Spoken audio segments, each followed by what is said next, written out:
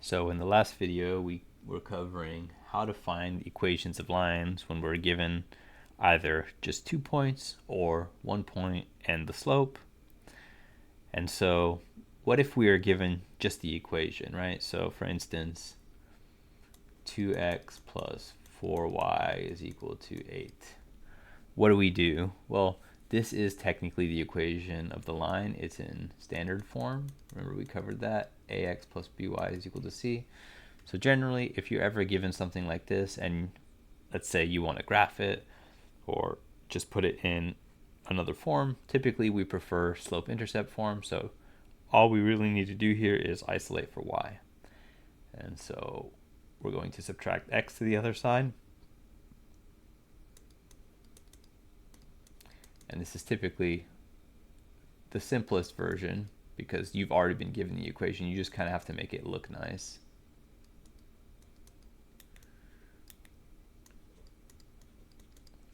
And we have 4y, so we just want to get y by itself. So we just divide both sides by 4.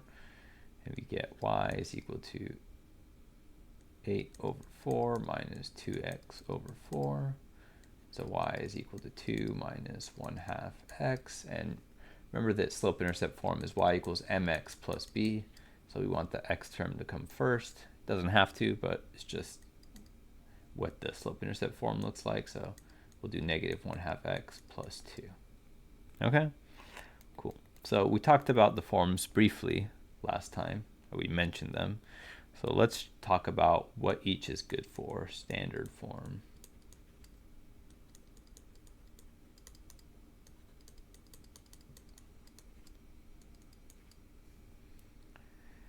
Well, so this one is good for finding x-intercepts and y-intercepts. So what is an x-intercept? Well, if we talk about a picture of a graph, an x-intercept is any point that crosses the x-axis, and a y-intercept is any point that crosses the y-axis. And so if we're talking about x-intercepts specifically, that means it's on the x-axis, right? And if it's on the x-axis, what does that tell you about the value of y? Well, if it's on the x-axis, that means we haven't gone up or down any, so y is equal to 0. So we would know automatically, if we're looking for a y-intercept, y is equal to 0. Remember, points are x comma y ordered pairs, right? And so likewise, if we know y is 0, that means when we have an equation, we can just plug in 0 for y, and this entire thing kind of goes away because any number times y is just going to be 0. And basically what we'll have is an equation of just one variable. So for instance, if we take the equation we had above, 2x plus 4y equals 8. If we were looking for the x-intercept, we would know y is equal to 0, so this becomes a big 0. So we get 2x is equal to 8, right? Divide 2 on both sides, and we get x is equal to 4, and so there's the x-intercept. So it's pretty simple because essentially you're getting rid of one variable, okay?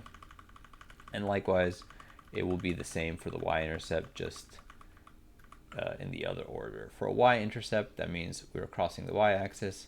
So that means we haven't moved to the left or right any from the origin. So we know x is 0, right? And we can do the same thing. Scroll back up, 2x plus 4y equals 8. 2x plus 4y is equal to 8. And so we know x is 0, so it's 2 times 0 plus 4y is equal to 8. This goes away because anything times 0 is 0. Divide by 4, and y is equal to 2. And so, if this is the equation we're working with, our y-intercept would be 0, comma 2. So it would be this point. Let me go ahead and erase what I have here, redo it.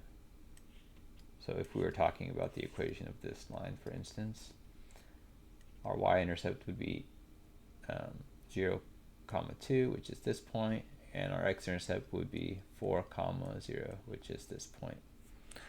And now we can just kind of draw the line between those 2 points, and there's the sketch of our line. Cool. So standard form is really good for finding x and y intercepts because you know one of them has to be 0. So it's really easy to plug in and do a little algebra. Okay. So what about point slope form? What is that good for? And remember, that is y minus y1 is equal to m times x minus x1. And that is good for creating equations like we did in the last section.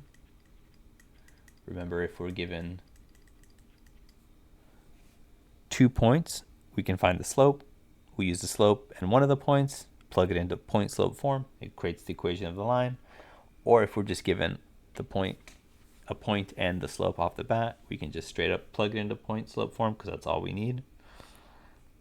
Y-intercept, and the slope is obvious. So it's good for creating equations, and the slope is obvious. So what do I mean by that? Well, let's say we had something like this. The number outside of the parentheses of the x, that's the slope. So that's what I mean by it's obvious. So if I was ever to give you an equation in point slope form, and I said, what's the slope? Well, you should recognize that the slope is just 3, right? The slope is just a number. It has nothing to do with x. It's just a number in front of x. Okay, and then probably the form that you're going to be using the most, slope-intercept form. So what does this look like? Y equals mx plus b. And what is this form good for? Well, the slope is obvious, just like the last one. Okay, so let me just throw up an example real quick. Right, the slope is a number in front of x, so it makes it pretty obvious. The slope here would be 2. The y-intercept is obvious. So remember, for standard form, we said it's easy to find x and y intercepts, right? But in slope-intercept form, it's not as easy to find the x-intercept, but the y-intercept is just this number, and x is 0. Remember, on a y-intercept, x is always 0. So our y-intercept would just be 0, 1, whatever this number happens to be.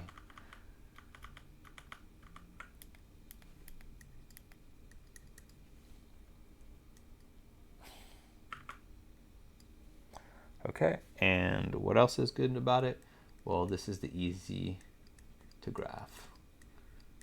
And what do I mean by that? Well, if I wanted to sketch a graph of this, well, I already know my y-intercept. It's 0, 1, right? So there's my point.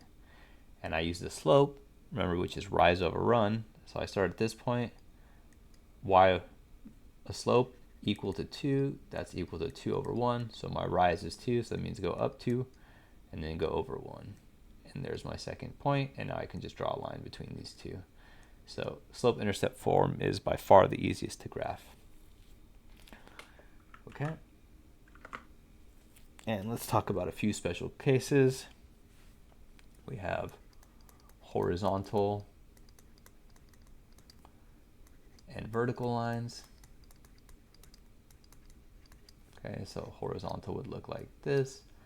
Vertical looks like this. And so what does this tell you in respect to a graph? So if I had a line that was doing this, notice at every point, right, every point on this line, it's always, the x value is the same. Or excuse me, the y value is the same. I'm not going up and down any. So the y value is always the same. Doesn't matter, you know, whether this is -2 or this is +3. Since the line is completely horizontal, this y value is always the same. So if this was at the point, let's say 1, then this would be the point -2, 1, and this one would be the point 3, 1. And so horizontal lines are in the form y equals a number. So in this case, y equals 1. And likewise, if we were to graph a vertical line, and you'll have to excuse the waviness of it, for every single y value, right, doesn't matter which y value I choose, this x value is always on the same, is always going to be the same. So let me try to draw this a little neater.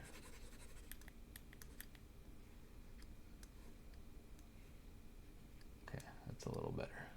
So whether I'm at y equals 2, right, or at y equals -3, my x value is stuck on this point. So if I called this x equals 2, right? If this was the point 2, and then so this is 3 and this is 1, right? This point here, even though y is 2, x is always going to be the same. It's always going to be 2. And likewise, here y is -3, but x is still 2. It doesn't matter what number I choose for y, x is always going to be 2. And so you would describe this by the number, or by the equation x equals 2. And basically what you're saying is x equals 2 no matter what y equals. And here you're saying y equals 1 no matter what x equals. Okay? And the other special cases, or special type of problems that you'll work with, is parallel and perpendicular lines. And so parallel lines, if you don't remember, are lines that never touch. Something like this. You just have to excuse my drawing. And perpendicular lines are lines that cross each other, but at 4 right angles, right? So each of these is 90 degrees. So you could kind of think of like, you know, an intersection at a 4-way stop sign. And so, well, how can lines never touch? That means they must be moving in the same direction, right? So parallel lines have the same slope, but different y-intercepts. And so what does that mean? Well, if I had the first line, let the slope be y equals 2x plus 1, any line that has the slope 2x but just has a different y-intercept, whatever number you want to put here, let's say 4, these two lines are going to be parallel. And so maybe the slope makes sense, but why does the y-intercept have to be different? Well, because if I used 1 here again, essentially it would be the same line twice. So this line wouldn't be parallel at all. It would be intersecting with itself at every point. Okay? So that's why if we want parallel lines, we're going to use the same slope so they move in the same direction so that they never touch. But we just need a different y-intercept, and this can be any number you want. As long as these two don't match, they will be parallel lines. And what about perpendicular lines? Well, so perpendicular lines, the only thing that they have to do is the slopes kind of have to be opposites in a way. And so what do we call that? Well, slopes are negative reciprocals. And so remember, reciprocal just means a fraction flipped, right? So if my first equation was 2x plus 1 again, my perpendicular line would be the reciprocal of this slope. And so if my slope for the first one is 2, right, which is 2 over 1, that means my slope for the second one would need to be that fraction flipped, but then different sign. So if the first one's positive, the second one's going to be negative. If the first one's negative, the second one's going to be positive. So this, for instance, would be perpendicular lines. The y-intercept here doesn't matter. It can be the same, it can be different. As long as you have negative reciprocal slopes, these lines will be perpendicular. But notice that if they're talking about parallel and perpendicular lines, you need 2 lines, right? This relationship doesn't exist if you just have one line. You can't have one line parallel to itself or perpendicular to itself. So you'll only be working with these when they give you 2 explicit lines to work with, right? They may give you one line and tell you to find another line, and you should be able to do that because you know about the relationship between parallel lines.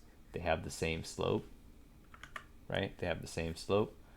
And so if they tell you what one of the lines' slope is, that means you're going to plug that in for the second line to try to figure out what the equation is. And likewise, if they give you a line here and they're like, find a perpendicular line, you know to take that slope, flip it the fraction, and then change the sign of it to find a line that's perpendicular to it. But just to be clear, in general, not in general, but always when you're talking about parallel and perpendicular lines, it's a relationship between two lines. Okay? And so that's going to be the end of section 2.2 for the most part. I will do one example on how to find parallel and perpendicular lines. I will just do the perpendicular lines. So given a line, so we're given this line, find a perpendicular line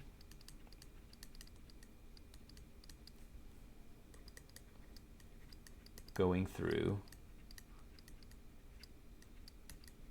the point 0, 1. So they're giving us a first line, right? They gave us a line. And so let's say this is like the sketch of the line. And they want us to find another line that goes through this specific point and is perpendicular to it. So we kind of want to do something like this, right? We want to find the dotted line. And so how do we do that? Well, what do we remember about perpendicular lines?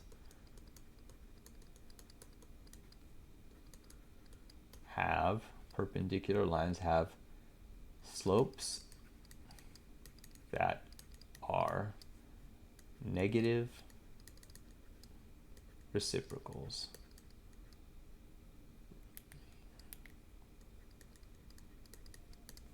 So if your slope, for instance, for your original line is 1/3, that tells you the slope of your perpendicular line is going to be the opposite sign and the fraction flipped, so just -3. So for our line here, our first line was given to us as 2x plus 4, and we want to go through the point 0, 1. So we know that the slope of our line, of our perpendicular line, right, it's not going to be 2/1, but it's going to be that fraction flipped, and since this one's positive, ours is going to be negative. Okay, and we want to go through the point 0, 1, so now we have a slope that we know we want to work with and a point. So we are going to use point slope form, right? Once you have the slope and you have a point, use point slope form, kind of in the name. And so just to write it again, y minus y1 is equal to m times x minus x1. And so our slope is going to be -1/2. And our x1, right, that's 0, so x minus 0. And then y minus y1. So remember that ordered pairs are x comma y's. That's how I know that this one's the x1 and that's the y1. Y minus 1. And so I multiply this out, and I'm going to get y minus 1 is equal to -1/2 x. -1/2 times 0 is 0, so okay. And then we want to get y by itself, so we just add 1 to both sides. And so we have y equals -1/2 x plus 1. And so if I wanted to, quickly sketch that to convince you that these two lines are perpendicular, remember that this is the y-intercept, so 1, 2, 3, 4. So there's my point. I use the slope. I can go down 2 and left 1. Why can I do that? Because the slope is 2/1, but that's the same as -2 over -1. So that means go down 2, go to the left 1, right? That's what this one says. And so there's my line. You'll have to excuse my drawing. And so what about this one? Well, my y-intercept here is just 0, 1, right? So just put a 1 here. But what does this one say? What does the slope here say? -1/2. That means go down 1, right? But then run to the right 2. So 1, 2. So there's my point. Now if I try to draw those, and you can see, even though this is a sketch, that these are basically 4 90-degree angles. So these lines are perpendicular. They cross like you would at an intersection. Hopefully that makes sense. I try to keep this one short, but there's plenty to go over. This is the end of section 2.2. If you have any questions, feel free to ask or see me in office hours.